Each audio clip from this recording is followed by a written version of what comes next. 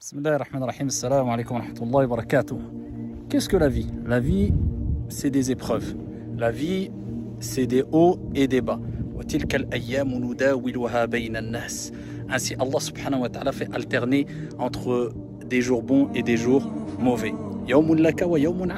Un jour pour toi, un jour contre toi, un jour de joie, un jour de tristesse, un jour de réussite, un jour d'échec. C'est comme ça, ainsi va la vie. Par contre, comment faut appréhender cette vie-là? Eh bien, je vais vous donner une petite image. Ici, Allah dit dans le Coran, on a créé l'être humain ici dans la difficulté, pour une vie d'effort, de lutte. Eh bien, c'est comme ça. C'est dur. Là, vous voyez, c'est une sorte de pente. Hein. C'est dur, ça, on s'essouffle. On est tellement concentré quant à cette épreuve, quand on veut gravir cette petite dune, que on a du mal à lever la tête. Et on monte, et on monte, et on monte, et on monte. Eh bien, la vie, c'est comme cela.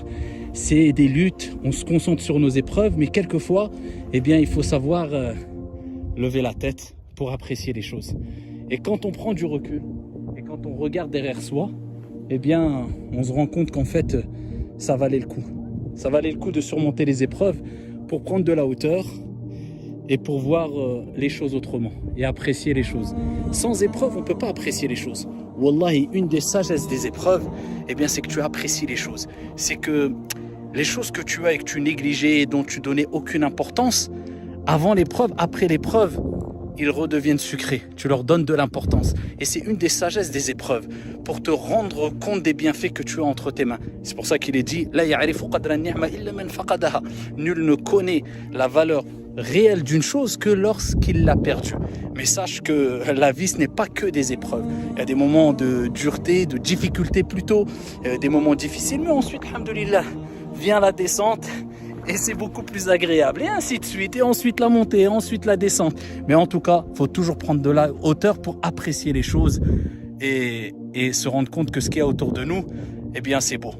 Pourquoi? Parce que tout vient d'Allah subhanahu wa ta'ala, le bien comme le mal. Et toutes les épreuves qui viennent d'Allah azza wa jal, ce n'est que beauté, parce que c'est une purification, et c'est ainsi qu'Allah nous élève et nous éprouve afin de savoir si on l'aime vraiment. Et quand Allah t'éprouve et tu te rends compte que tu as réussi l'épreuve, eh bien sache que c'est un signe qu'Allah lui-même, du haut des sept cieux subhanahu wa ta'ala, t'aime. Et quand Allah t'aime, tu as tout gagné.